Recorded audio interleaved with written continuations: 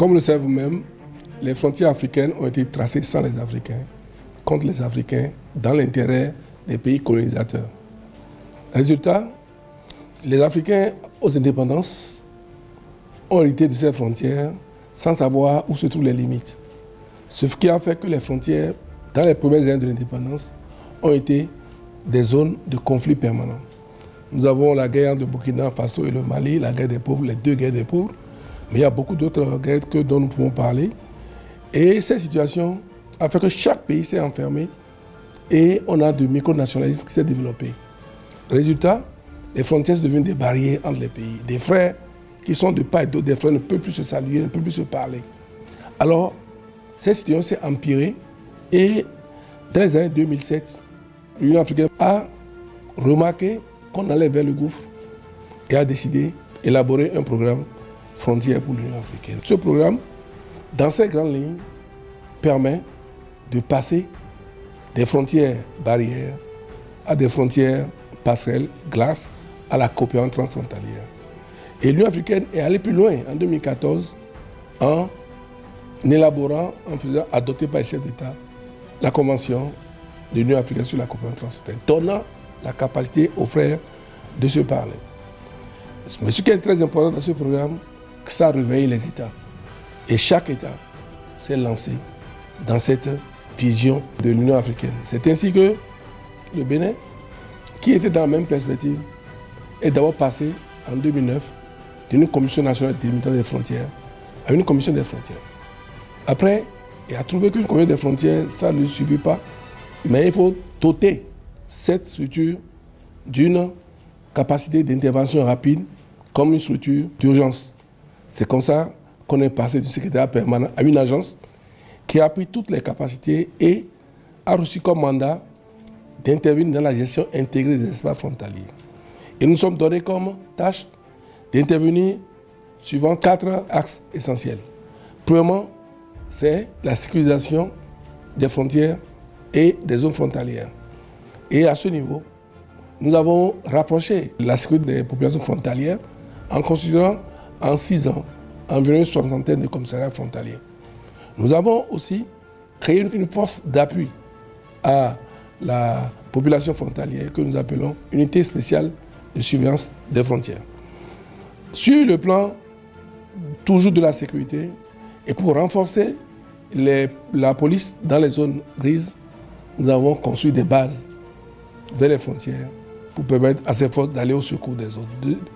Mais le plus important pour nous, c'est de prendre en charge nos populations, ce qui s'est fait dans le volet développement.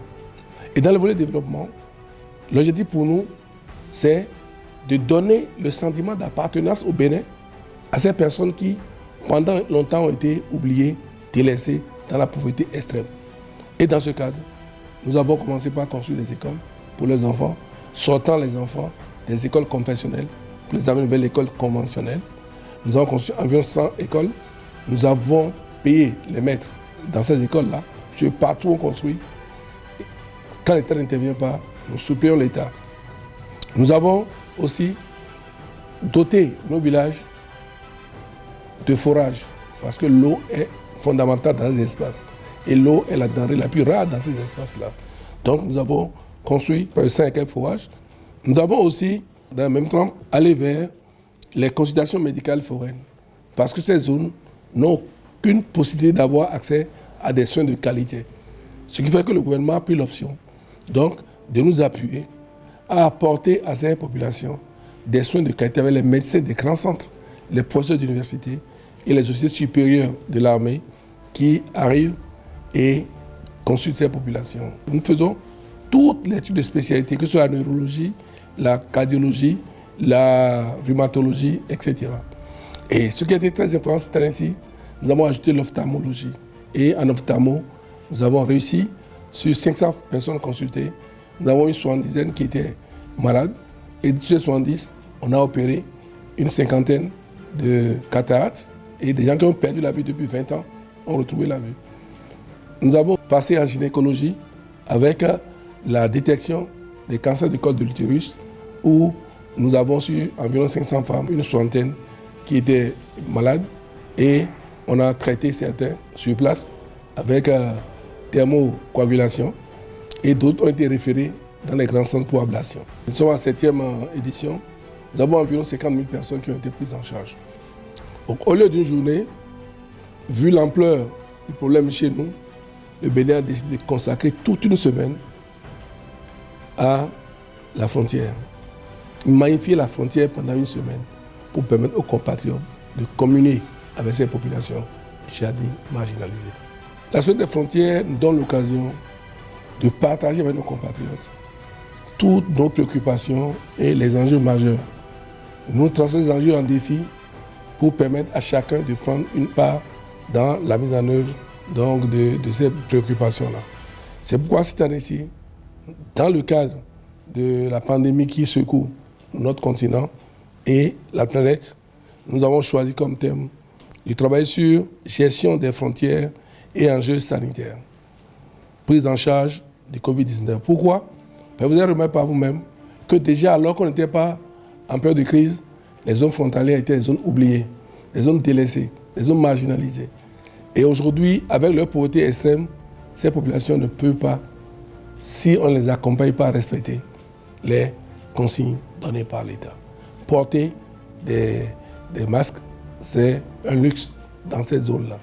Avoir accès au gel, il faut avoir beaucoup de ressources pour le faire. Résultat, l'agence a décidé de consacrer ces jours-là et les jours après. Donc cette campagne va durer jusqu'en décembre. On va distribuer ces gels, vous voyez, donc ces dons de la BGF. Les masques, nous allons distribuer environ 15 000 masques à ces populations. Et nous entendons beaucoup d'autres, des partenaires. Puis beaucoup de partenaires veulent amener ces masques. Donc nous serons des couloirs de distribution pour permettre aussi à nos populations d'être dans la prévention. Parce que dans ces secteurs, rares sont les médecins qu'on rencontre. Alors si le mal rentre, ces secteurs vont devenir des réservoirs de contamination de virus. Donc il faut réussir à arrêter ça dans ces secteurs pour sauver le Bénin. La frontière, c'est l'affaire de tous. Et que sans une prise en charge des frontières, que l'insécurité va s'installer dans nos pays. Et que le terrorisme qui aujourd'hui frappe l'Afrique de l'Ouest n'est pas un hasard. Donc, il y a un lien très fort entre pauvreté des frontières et terrorisme. Il est important pour nos États de prévenir l'extrémisme violent en investissant dans les zones frontalières.